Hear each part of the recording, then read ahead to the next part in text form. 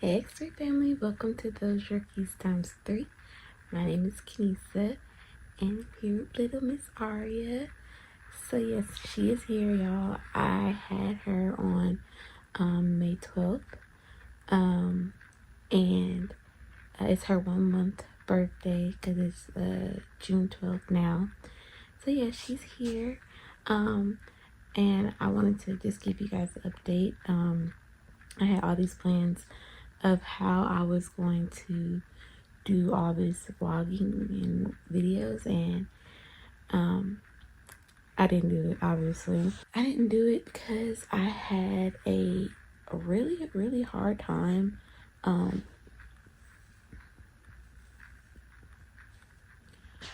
with postpartum. It literally grabbed me by my neck and wouldn't turn me loose. And you know, you hear about postpartum and all the things, but I think that it's never really real until you're going through the postpartum. And then the birth was just kind of, nothing went how I planned as far as the birth with her. I was in labor for days. They kept sending me home because my contractions weren't close enough. Finally, my water broke at home. And they had to admit me because my contractions still weren't close, but they did see that amniotic fluid had came out, and I was in labor. After being in labor for days, I was in labor for hours. I got to 7 centimeters, and I stopped dilating essentially, and it was just, I got an epidural, which just, I hated it. It just made me so anxious because I hated not being able to move and not being able to get out of bed. And I wish I would have waited before just getting epidural, but I was so tired of the contractions because I had been contracting every 20 minutes for a couple of days and I was just exhausted. And I hated epidural. It gave me so much anxiety. I couldn't move around. The bed was so uncomfortable. Like, it was just, the nurses were great. I will say that they kept moving me and turning me and doing all things. But it was just a lot. And so I had been in labor at a hospital for almost 24 hours.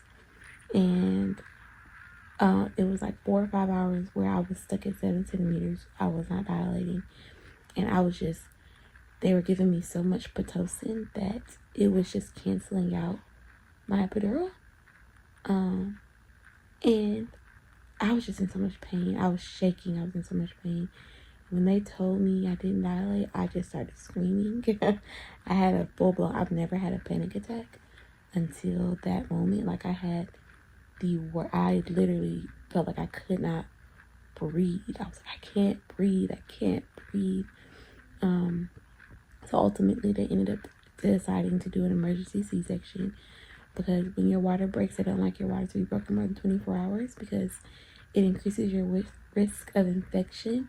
And I had already tested positive for group B strep, so I was already on a bunch of antibiotics and all that Pitocin they were giving me. They had been upping my Pitocin like every 30, and it wasn't doing anything to make me dilate. Like, my Pitocin kept going up and I wasn't dilating the way I should. So we ended up doing a C-section and got into the C-section, and I literally was like, can y'all just let me go home? Like, I was crying, I was praying, and I had another panic attack. And it was just, they had to give me something to calm me down. Like, they didn't put me to sleep, but he definitely had to give me something to relax because I was freaking out. And he was such a sweet guy, the anesthesiologist. His name was Clyde, and he was the nicest guy. But anyways, she did come. They got me in there, and she was out within like 2 minutes. My boyfriend said that as soon as they pulled him in there, 30 seconds later, they pulled her out. And I was in there for maybe like 30 minutes to an hour. And then postpartum in the hospital was great. Like, the nurses were amazing.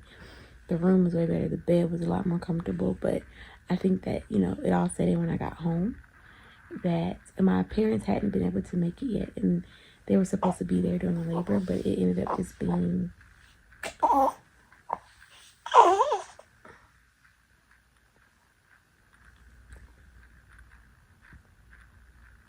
It ended up just being me and my boyfriend there, so that gave me anxiety because I just thought my parents would be there, and then they weren't there when we got home. And it just took me down. I just got really anxious about like something was going to happen, like something might happen to me or happen to the baby. And so those things stressed me out. I was getting anxious about like post-birth complications and things that nothing really had to do with me, but I'm watching these TikToks and it just stressed me out. So literally, I had to stop watching TikToks, y'all. I had to, because TikTok is a great tool, but it'll also show you all the horror stories. And it'll have you thinking, oh, that. It'll have you creating symptoms. And my biggest takeaway is like, pray, pray, pray. Like, pray without ceasing during this time. Pray for your baby. Pray for your mind. Pray for you. Pray to rebuke the devil. Like, I've been praying throughout my whole life. I've prayed, obviously, but like, I've been just praying throughout my whole pregnancy. Very specific prayers, because of course the Bible says make your requests known. So I've been making my requests known. I'm so thankful to God. But it had gotten really bad. I was just crying every day, stressed out, and I ended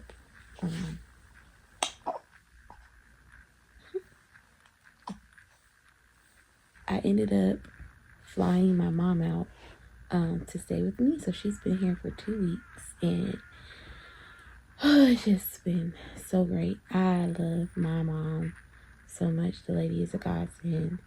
And my dad. I wish my dad was here too, but she just came and she's been so helpful, so supportive.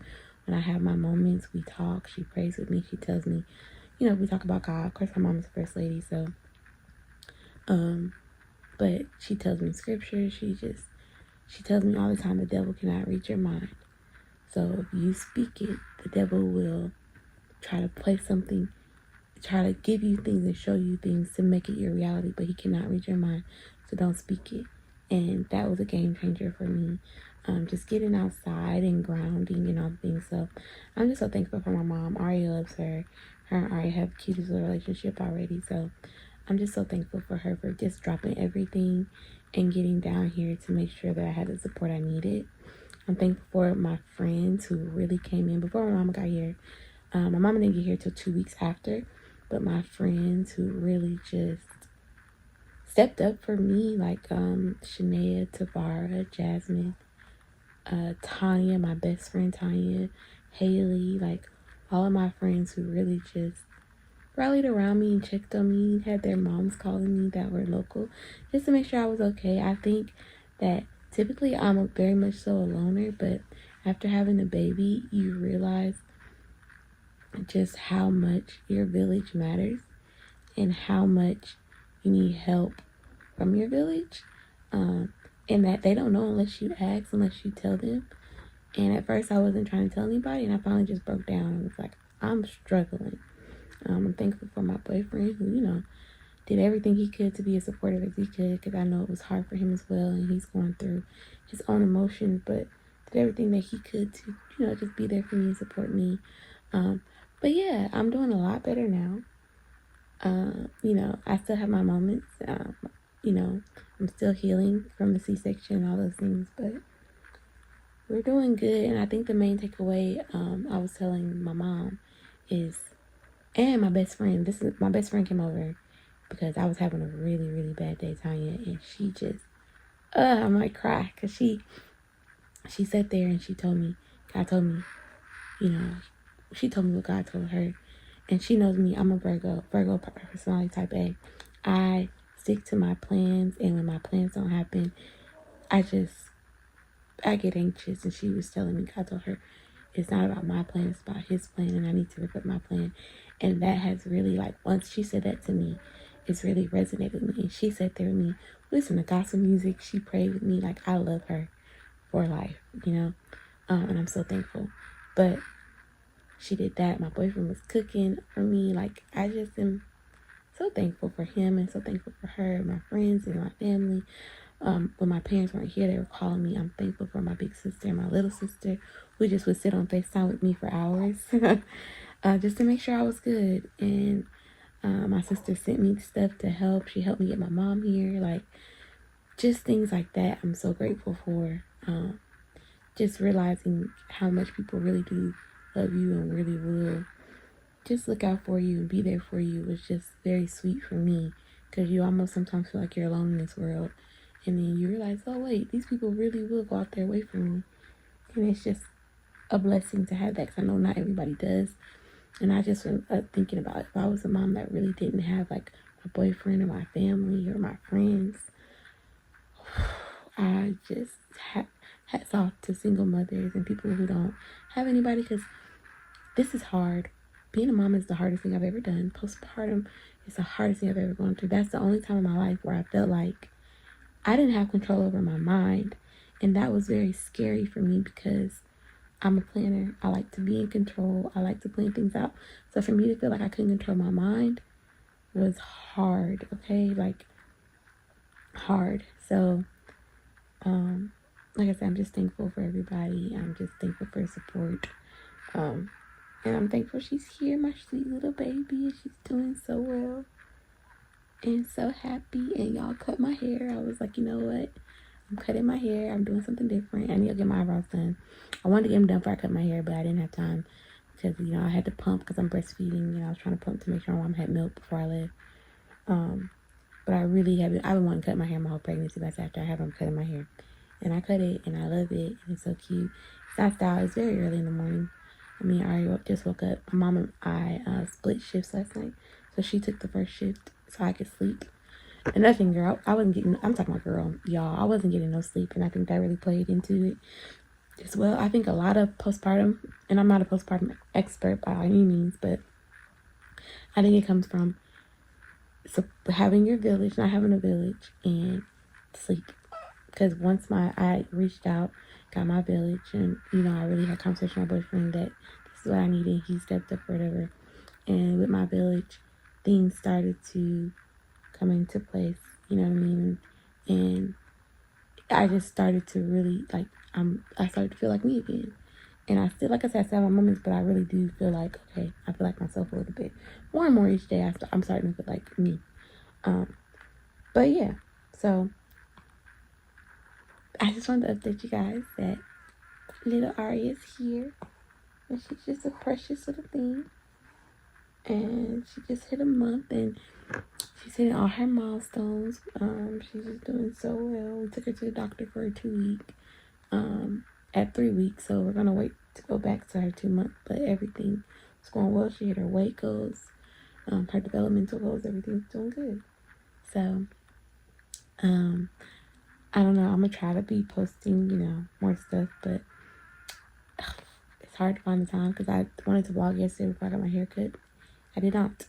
So I'm gonna try my best to be more active. But I just wanted to share with you guys what is going on and just a little bit of my birth story. And if you're a mom and you had similar experience, let me know how you got through postpartum, or if you have any advice for me going through this time, because I'm only 4 weeks out.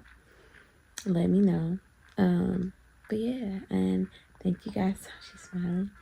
Thank you guys so much for watching, and I will see you in the next one.